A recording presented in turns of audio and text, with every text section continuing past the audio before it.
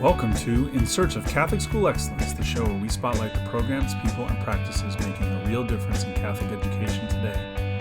If you're a school leader striving to build a community of faith, excellence, and innovation, you've come to the right place. Each episode brings you ideas that are working, stories that inspire, and new possibilities for your school's mission. Let's explore what's working and what's possible. Howdy, folks. Welcome back. Today, I am joined by, instead of one of our principal leaders, I am joined by my partner in progress, Becky Wong. And we're here to talk about a little bit different. We're going to talk about a topic of admissions. And instead of being able to say, hey, this one school has done a really good job at this or that or the other thing, we're kind of compiling a bunch of stories that we've gathered over the years. So thank you, Becky, for joining us. Well, thank you for inviting me. So this should be a pretty easy flow since we get together and we talk shop all the time. But it's fun when we start to think about, one topic in particular. And I think that at this time of year, the schools have kind of set up their own flow and they feel like, okay, we've got our school set for the whole year. This is the number of students we're going to have. But when you think about it, like you're already just like minutes away from starting that admissions cycle, right? And so, for anybody who's going to be listening to this, you're probably gearing up for, late of the end of the school year or beginning of the next, sorry, not end of the school year. You're gearing up for the end of the year or starting new student enrollment in January. So, thinking about these things ahead of time and kind of planning them out might be a good idea to discuss now. So, any case, that's where we're at. So, what I want to do first is I want to just talk about like the series of things that usually take place. And, we kind of think of admissions as basically someone finds us, we give an application, they fill it out, they send us money, and they're in, and we're done. And I think some schools really do a great job of this. And so we want to kind of highlight those things that we found to be best practices. So when thinking about the process of your admissions, I know that in our local diocese here in San Francisco, a lot of folks have been focusing on the search function, like let me be found, right? And if that's the biggest problem that you have, I think then that's wonderful because getting known on Google or being found in the local papers, local Catholic news, etc. I think that's a pretty easy thing. But I think most people have a bigger problem, and that's you start off with search, you go through that whole admission cycle, then you have the period where someone actually says, yes, I'm in, you enroll them, and then you finally bring them into the fold of your family of your school. And I think there's a lot in there that can be looked at and cycled through and really optimized so that you can have the best impression with your new families and hopefully secure a few more of them, because we know it's getting harder and harder. I think this is a national thing, not just a local thing where Catholic schools are facing enrollment issues. So I guess I'd like to throw the first softball to you, Becky, is when we think about getting found and just getting your name out there, I think most schools have this idea that nobody knows who they are, right? Like we must be number one on Google for best Catholic schools in whatever town. And I think that's something they chase, but chances are most people have found that, especially with the powers of Google, they've found the schools that are local. In San Francisco, we've got a ton of them, but there might be 3 or 4 in a small town, or 10 or 12 in a slightly larger town. For us, they could find 48 schools around here. And what have you seen great schools do when they're trying to get noticed? I guess that's our first question. Oh, yes, definitely. I would say just start off with just word of mouth. That's the best way to be found. A lot of the parents that I've talked to, I've given tours to parents. I've just from working in Catholic schools for the last 20 years, it's just talking to, teachers, parents, the administrators, just getting your name out there, just having a good reputation. Amazingly enough, I think people still use Yelp, where they're like, oh, yeah, we just found you on Yelp. People would just do traditional searches like, hey, best Catholic school in my area. So I would say from the front office point of view, start with just typical searches like, hey, Put in your zip code, put in your area, and just do a search. What comes up?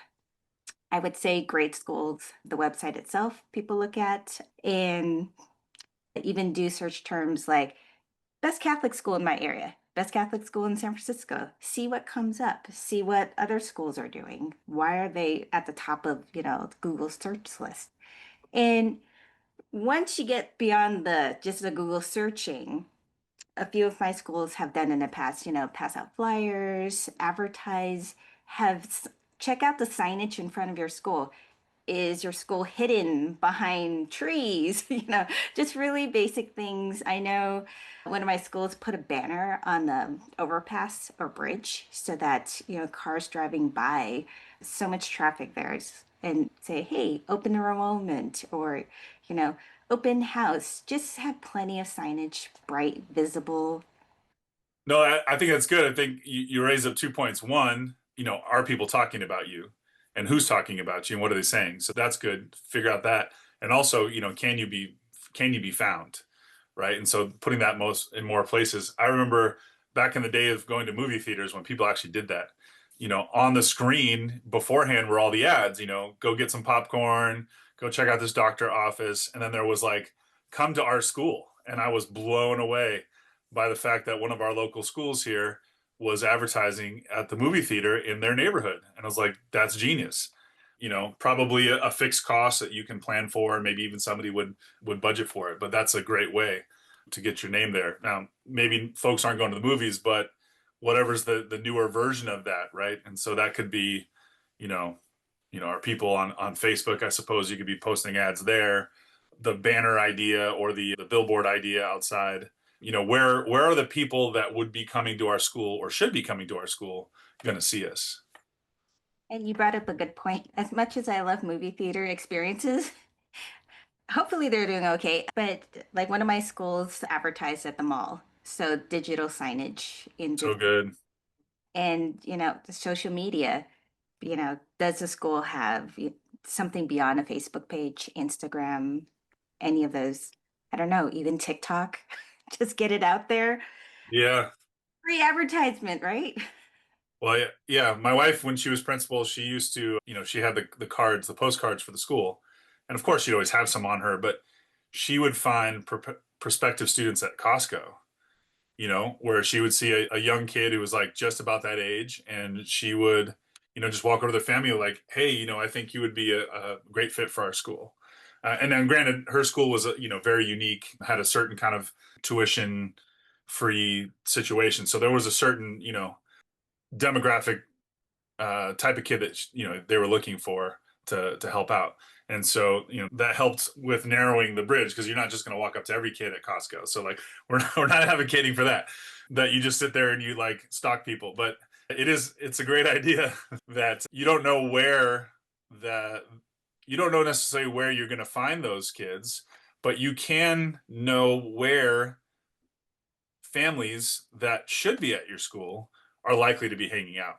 And I think that's a good thing. If you're near a mall, then that makes a lot of sense to advertise at the mall. It makes a lot of sense to be able to advertise in the Costco's or the Safeways or whatever else is close by. I think going back to one of your original points of, who's talking about you and what are they saying? And one of the things I've always stressed with schools that I've talked to about this is, what is your neighborhood? What does your zip code say about your school? Is the feeling positive? Is it negative? Do you have a long history with folks around here? Are all those business owners part of your world? And if they're talking about you and they're saying positive things or saying, oh, the kids from Saint So and So, they're just so good. We love to see them walking around, or it's always nice when they pop in the library. Or those folks who are talking about you are probably your best word of mouth. Now, granted, the guy at the corner store is not selling for you, right? But as a person in the neighborhood, if they're talking, positively about you, if you're showing up in various places, being a part of that community, then it's really easy to be found. It's really easy to get a third party recommendation, right? And so you just want to be aware of who's talking about you, where they're talking about you. And, if you can be in those places in a natural sense, I mean, not, you're not going to go hang outside of the putt in order to try to get to students. But, if your families are in certain places, then that's a great place to be advertising. So, getting to know your community and being a part of that, I think is a big deal, which we could have a whole separate episode about. Oh, yeah, definitely including everyone around you as part of your community. And something to keep in mind in terms of when you do advertisement or you do signage, make sure your website or your phone number is easy to be found. And then just kind of looking at your website itself, when someone opens up your website, is there a sign up for a tour, apply now? Is there like an easy button, or just kind of look and say, is it hard to find? Like, how do I know? So just taking a look at your website, just making sure that it's an easy experience. If someone's going to take more than 3 clicks to find the apply now or schedule a tour, they're not going to do that. So just kind of looking at the digital side, it's like some easy things. Like once they do apply now or once they do sign up for a open house, like, how easy is it for a parent to come in and take a look? Once you get them in the door, it's awesome because they're interested. That's like half the battle. It's just like knowing, like, oh, okay, when, you do have an open house or a school tour, is it easy for parents to find parking? There's like little things we could do. Put signage out. I know we used to have school tours on Wednesdays, like Wednesday morning at 9. Is parking available?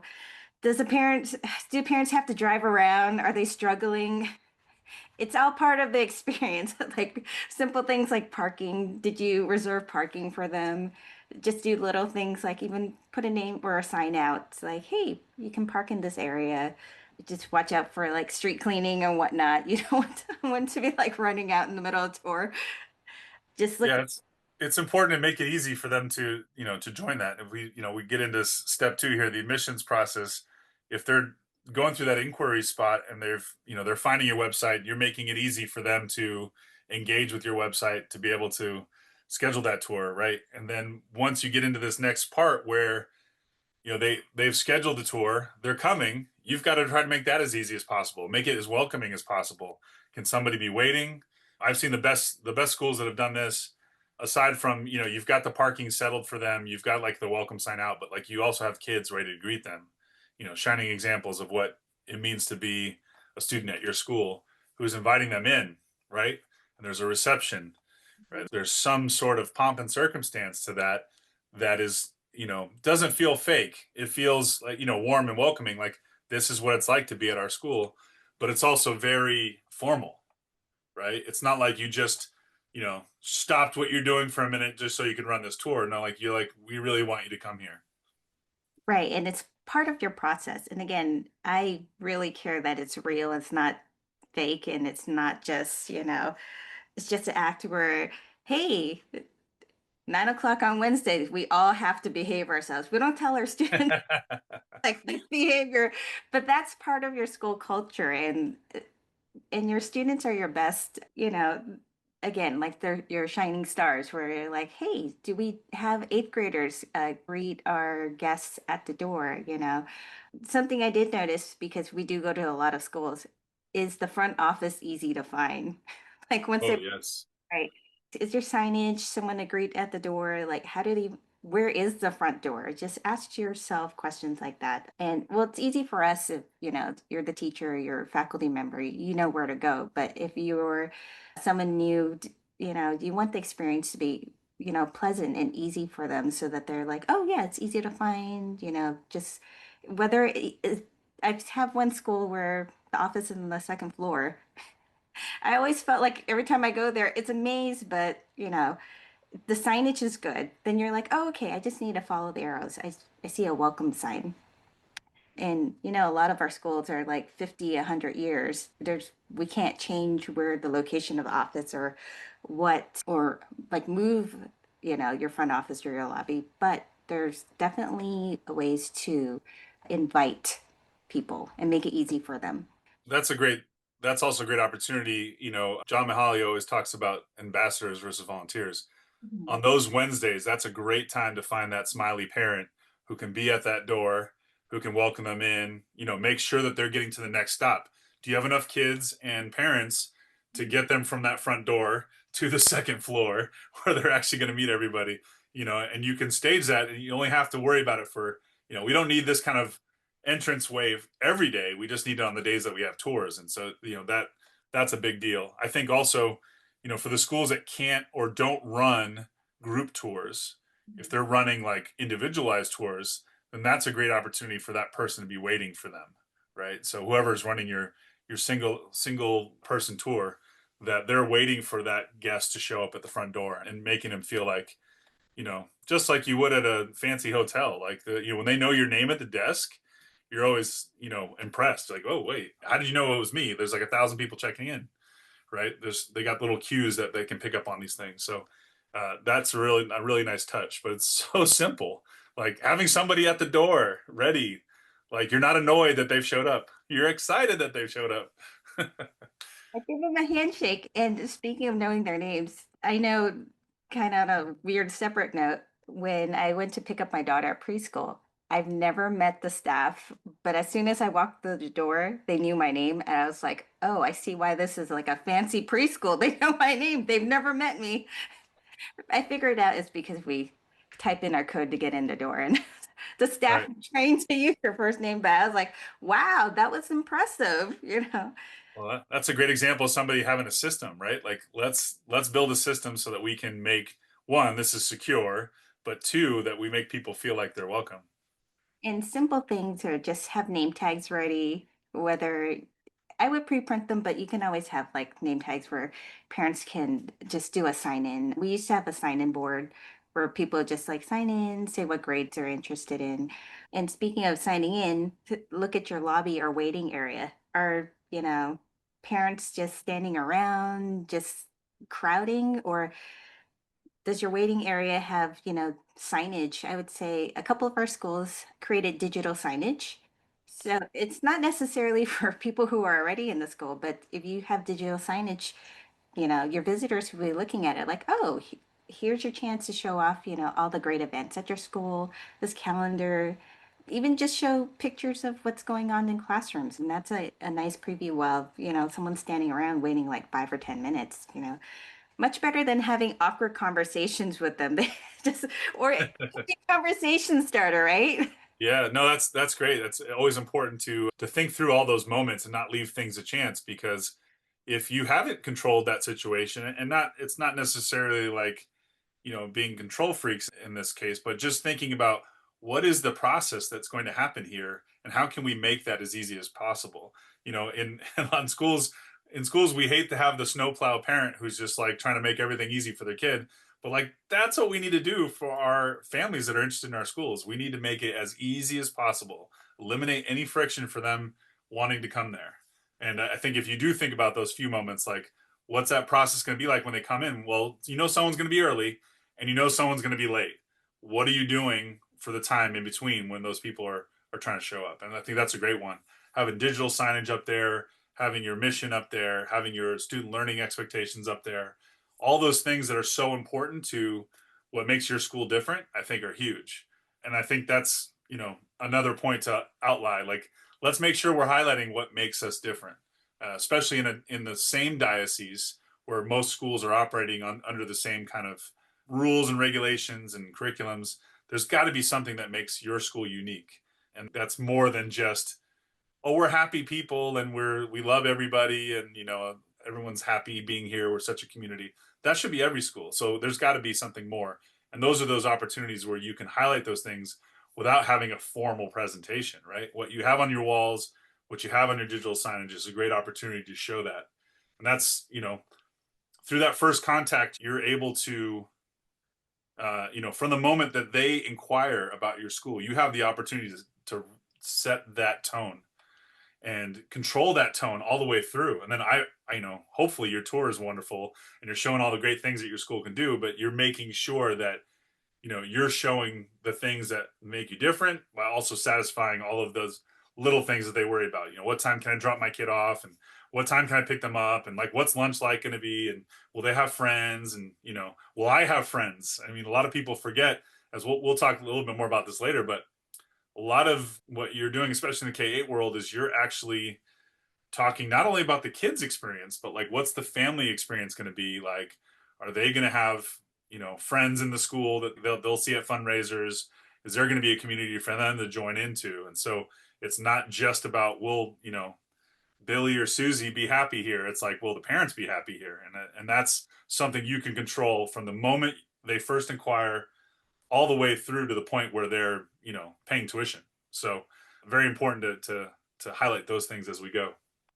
Oh, yeah, definitely. And I always think that parents want to help, but they don't know how.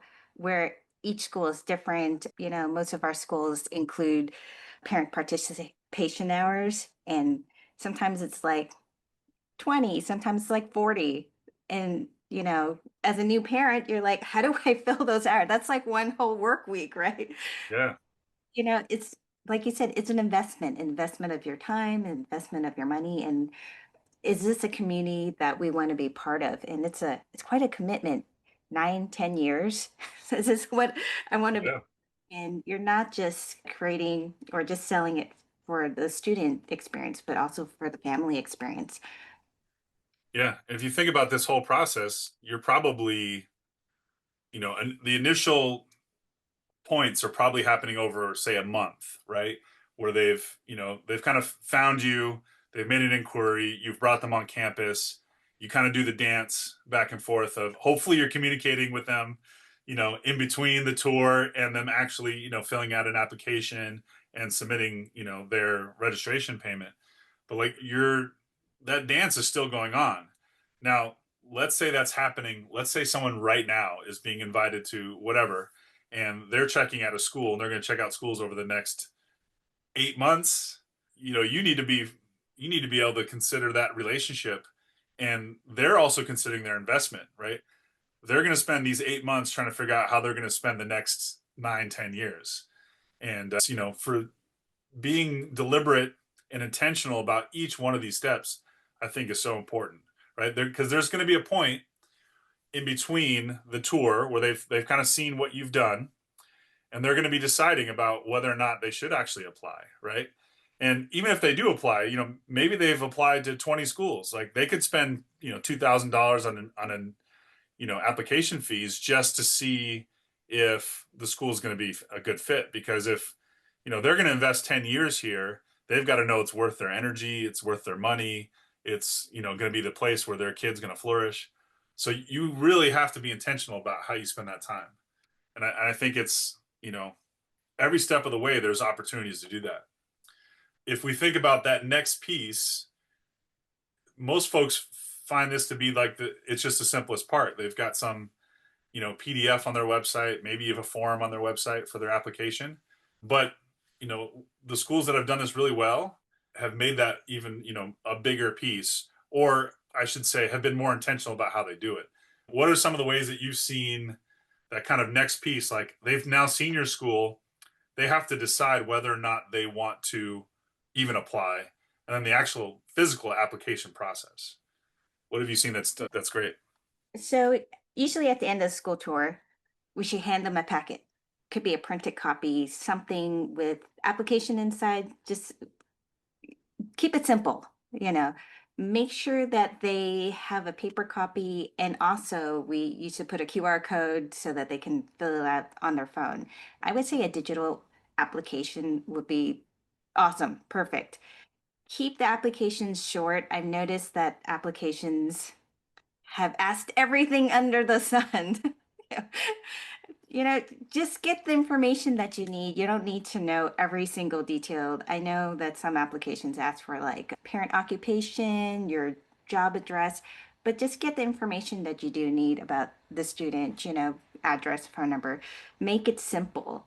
And I know a lot of times they're like, hey, upload a copy of this, but that can become a barrier. We're like, oh, I don't have my kid's birth certificate. I don't have their baptismal certificate. Just keep it short. Once they accept it, then, you know, collect those documents later and do have a digital option. That way, it doesn't stop people from applying, or they won't push it off like, oh, yeah, I need to go down to City Hall to get a copy of my kid's birth certificate. Just let's keep it simple. I'm starting to notice a lot of websites still say, hey, download this PDF. You know, a parent might download the PDF and write it, but never send it. And that becomes a barrier. So, as few barriers as possible. I would say, after the tour, send a list to a parent rep for that grade level, whether it's, kindergarten parent, a current kindergarten parent, maybe a sixth grade parent. I know a lot of students transfer in sixth grade because, maybe they came from a public school and now they're looking for middle school. Have a parent give them a call back and go, oh, hey, nice welcome. Any questions about the school? Let me tell you about, some great events, invite them, hey, do you need help with the application? It's just something. You don't have a parent representative, then have, whether it's someone from the office, maybe even a teacher, someone available that can reach out. I would say those are best practices in terms of follow up for a school tour and applications. Make it as easy as possible. Follow up without pestering, be mindful of people's time. Yeah, I think that's a great point. And going back to the whole process of actually filling stuff out, a lot of times you turn a parent off or you already make them angry because in the initial inquiry, you've asked them 1,000 questions. And then when they sign up for the tour, you've asked them 1,000 questions. And then when they apply, you've asked them 1,000 questions. And then when you register, you ask them 1,000 questions. And most of the time, those 1,000 questions are the same questions. So, like, our systems aren't good enough to retain the information. So, it's like, what do I need to get this person on a tour? Let's just get that basic information. I get it. You want to have some tripwires there so you don't get some crazies coming to your school. You want to make sure that people are actually serious, that they're going to show up. So you might ask a little bit more. I totally understand that. But you don't need, you know, what they got on their, kindergarten paint color test for that tour, right? Like you can ask all these wacky questions later, but having the appropriate way to keep that information. And if your systems are good, they'll fill some paperwork out once and that'll transfer to the next phase. Like you shouldn't have to ask them 1,000 times. And I would make the point of registration, the last step. That's where you're going to put all of your tripwires in. It's going to be a hefty fee for registration. You're going to ask a lot of questions. And if they're not willing to do that last step, then that's fine. They can go somewhere else. Totally understood. But if you're going to make all of those other steps before that so very difficult that they have no interest in coming, then you've really shot yourself in the foot. Not to mention, you don't get the opportunity to practice with all of these new people coming through. How can we make this better? How can we make this better? How can we make this better? So it's so important to go along that way. Once they've gotten that, I love the idea of having parents involved. If parents can call and be like, hey, I was in your exact spot, and you can really try to find this kid's transferring in second grade because they're moving from out of state. Find a parent in your community that moved from out of state. Have them be the one who calls. Would you mind talking to this family for 15 minutes? That's a great way to do it, right? Kids transferring in sixth grade. Let's find parents who have transferred in sixth grade. What was that like? Can you please go talk to them? You don't have to rig the thing, but you obviously are going to choose families that are happy. And in that case, they're going to do the best thing and they're going to tell the truth, right? They're going to be, we love the school because of this. When we came in sixth grade, it happened like this. Or when we came in kindergarten, it happened like this. And they're going to be able to do that. You obviously have to, make sure you get the right people on your team there. But it's a wonderful way to kind of ease the pain because there's no monetary incentive like the way that you or someone in the office might approach that parent where you're just going to hound them because you're like, I know what this student means to our school and therefore I'm going to act a certain way. This other parent just wants to help out and is going to be, hopefully transparent in their responses and just be like, this is how it went down, or this is what, maybe isn't great, and you want that too, because there's going to be lumps along the way. Not every school is perfect. We all know that. But there are going to be lumps along the way. And you want these families to find out that, like, this place is like 85% awesome. These are the lumps, the 15% that's, they're working on. And, and if they're honest about those things, then that they're going to feel like, you know what, that 15% I can deal with. If everything is all rosy all the time, they're just going to feel like they're getting lied to. And if anything, the Catholic schools should not be the ones who are lying to people. And that's so true. And when you do get parents to participate, that's how, people spread the word of mouth, and you have buy-in from the families. And that's the best part is that, like you said, it doesn't have to be all good. At least, new family coming in knows like, oh yeah, the school lunches aren't great. Right? At least it won't be like, well, you said that this was great and that was great. And then once they're in the door, they're like, oh, disappointed. But, you set people's expectations, which is Yeah. be true. It's important not to as you just said, like, once they get in the door, it all the truth comes out. You want that to be long after they've come through the door. And I think this process, I think where a lot of schools miss on this is that the parents are buyers, right? And so you know that has changed. It used to be that the schools were the buyers, where we were choosing which families we were going to let in. At this point, you're almost, if they have a pulse, you're happy to take them, in a lot of cases. So the parents of the buyers, like, they're going to be deciding along the way. Like, you don't get that opportunity. So if your only touch point is, Mhm. find my website, fill out my form, come see the tour, and then see you later. Thanks for your check. You're not going to have a ton of success with that. There's going to be some people who are happy with that, and maybe you spend a little bit less energy on them. That's great. But a lot of folks are going to be in that period of discernment. And the more you can offer them in terms of, we know this is a big decision. We want you to, think about it, but here are some other things that you can consider. And the more that you're honest and showing that, like, hey, it's not perfect, but this is who we are, the more likely they're not only going to sign up, but they're never going to leave. And I think retention is even bigger. I mean, if you're looking at your school and you're getting, at one point we were getting 30 kindergartners into school and you've got classes of 30 all the way through. But if you start to have the 30 becomes 20 after a few years, and then you pick back up in sixth grade, there's definitely something going on there. And that kind of trend is not good. Not getting into making schools better at this point, but we're just talking about this process. Being truthful in that process and walking with them throughout the process and offering as much support as you can to help them make the right decision, I think is going to turn out to be a whole lot better than just, you know, here's a form, fill it out. If not, see you later. Right. And that's where we're at now. I don't think a lot of schools are that, simple in their approach, but from a parent perspective, I'm sure it feels that way. Like, oh, that school really wants us there, and this school doesn't. And so I think that's where a lot of folks lose. And I think a lot of things we're talking about are big there. So, going a step further, so once they've been accepted and they've written that check, Yeah. what happens? And I've seen the best schools, they have, new parent families where they'll, invite to a picnic or something like that, or come to an event. And so they try to care for those folks along the way, because you really need them. Imagine they fill out the paperwork in February. You're not going to see them until August. There's a whole lot could go wrong. There's a whole Or lot could go wrong. there's you know sometimes no communication. And then, that's almost even worse, yeah, yeah, it's pretty bad. So Yeah. inviting them to events, I mean, I laugh because we, the schools have fundraisers, right? And you'll have, like, almost every school has a parish festival. And so the parish festival might be, a weekend of fun.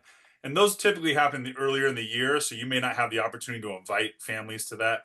But if you did, and you were able to give that kid a wristband for free rides, Oh, yes. you're telling me that that $20 wristband is not worth the $100,000 investment that family is going to make. It doesn't make sense sometimes when we look at what we're holding on to versus what we can do. Invite them. The big fundraiser that you might have later in the year is like some fancy soiree. Like, Mhm. maybe even the tickets are $200 a person. $400 to get that family to come to the event is not worth the $100,000 investment that they are going to make in your school later. It just, you know, people don't understand that like you sometimes got to give a little bit in order to get. And even if a bunch of people play the game and take advantage of your opportunities, one of those families is going to come in. You will never give away $100,000 worth of stuff, but Mhm. you will get one student that will be worth $100,000 or more, depending what your tuition is. It's such a small investment, but it's such an important investment in the family if you do it right. And how awesome is it when you get more people coming to your festival or coming to that big chipino or your big, black and white tie dinner? It's just so simple. End of the tour, just say, oh, hey, in a couple of weeks, we have this event coming up. Hey, here's some raffle tickets, or here's some ride tickets, or something to invite them back so that they feel like they're already part of the community, that they're open, just to see what the school's really like. It's like such a simple, easy idea. It doesn't really cost too much. If you think about giving someone a free raffle ticket or just giving, even drink tickets at the gala, you know, just to get them back to your school. We didn't talk too much about the school tour itself. And there's two schools of thought. Some people just do like the principal leads the tour, and others have students lead tours. And in my experience, we did both, especially in group tours. We would have the principal lead the group tour, and that's when you really have to think about your elevator pitch. What's different about your school? How do you set yourself apart, And I think that's the thing where most people are like, oh, we're a Catholic school, a lot of the stuff, but how is your school different? I know there's a lot of buzzwords like, oh, we're a STEM school, we're a arts and drama school, but what does that really mean? So when you have a room full of parents at your tour, like, what do you say to them? Like the you know, first 5 minutes, what will capture their attention?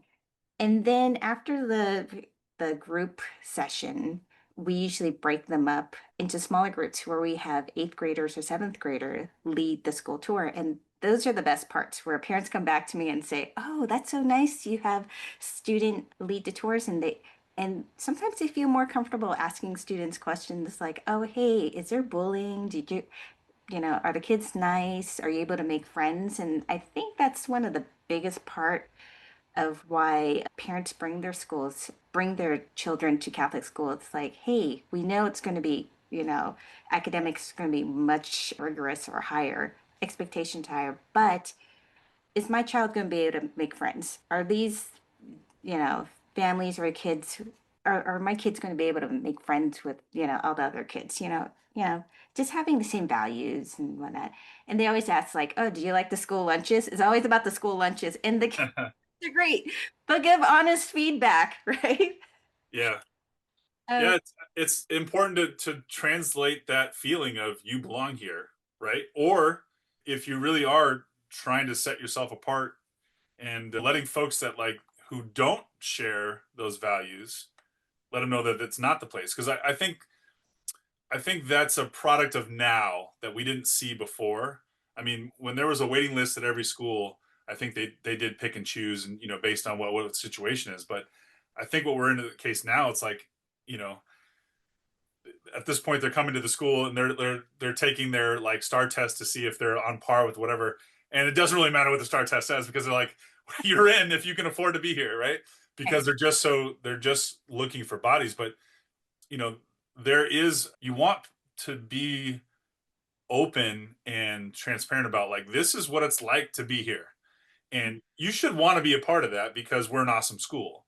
But if you don't like what we're about, then maybe some other place is better for you. That's only going to save you trouble down the road, right?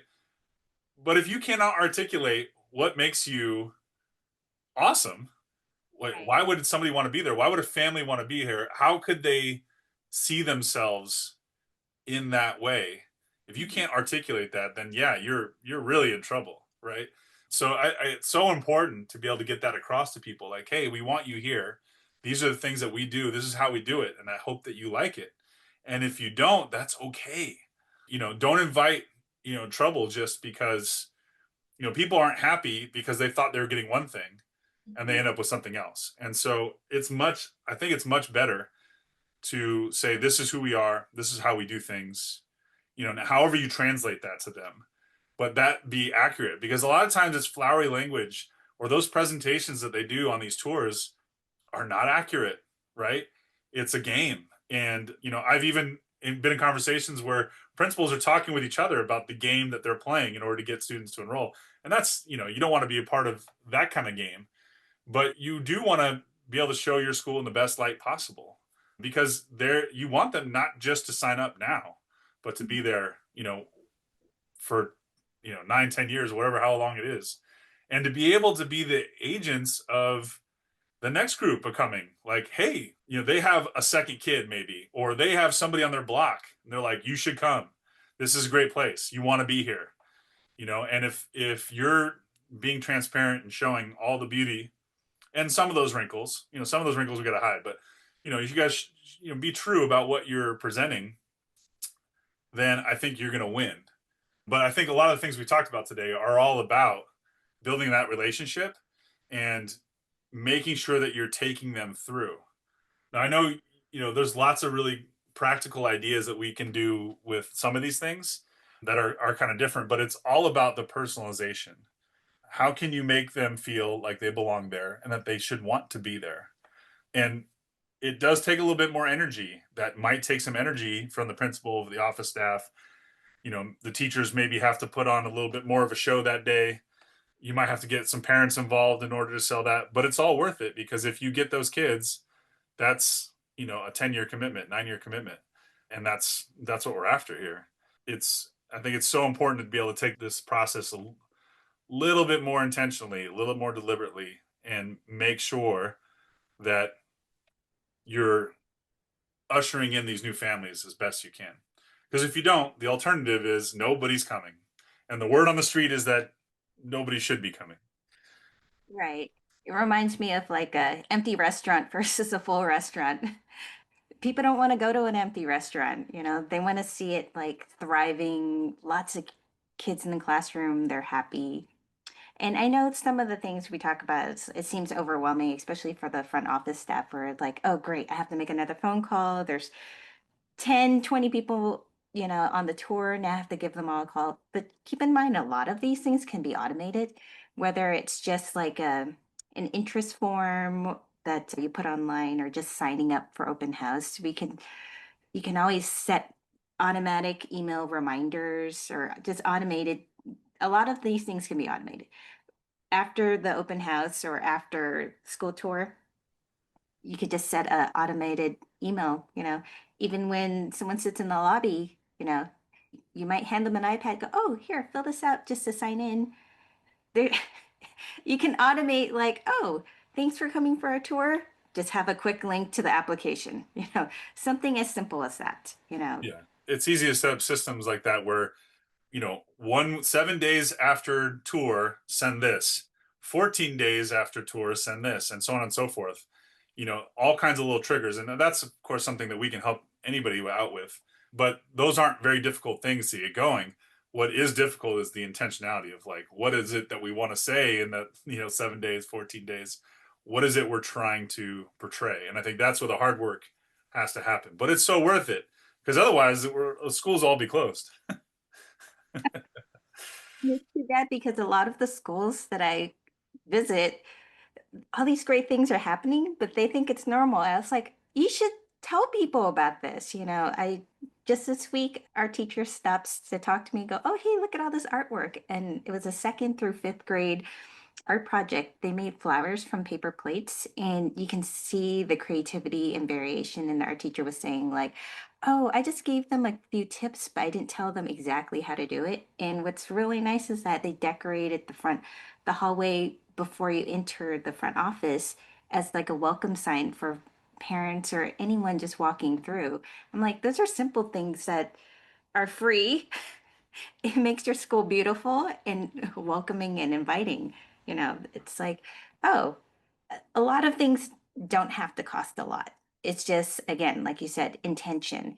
What does it look like when someone walks into your school? Is it inviting, or is it like there's trash cans everywhere. As soon as you walk in, is there a smell? Just like little things.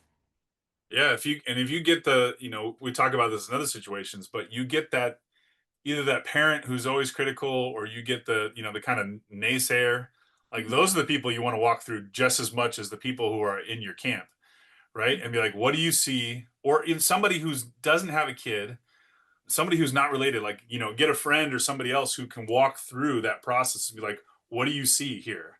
And you don't have to spend a ton of money to try to figure this stuff out. It's fairly obvious in most cases, and people will point that out to you if you have asked. But those little simple steps, and it doesn't require gifts. In Mhm. a lot of cases, the gift, folks will have the pencils or whatever, and it's like, great, what are you gonna do with that pencil now? You know, Right. it just has to be an intentional thing. Like, this is something we talked about. We want you to be a part of that. And knowing that they're going to look at a bunch of other schools, you know being intentional about what you're presenting and the thought process between all that is really going to be the thing that distinguishes you, because ultimately, like, everyone's going to sell the fact that, oh, our academics are amazing, our kids get into high school. Well, yeah, because you've got smart families with smart kids who are going through your school. They're going to get into high school, okay, and you're going to be nice to them because that's your job, is to be nice to people. you know like, at some point we're all dealing with the same kind of thing. But Mhm. being able to talk about your secret sauce and being able to share that, to look at those little individual things and to be very intentional about it, it's really simple. It does take some effort, it does take some time, but if that process is not worth your intention or time, then the next 10 years aren't worth their time, and that's where you lose. So I think it's so important that we take this and think about each of these steps. How can we improve it? And maybe you can't do it all at once, but maybe you can do a little bit of it.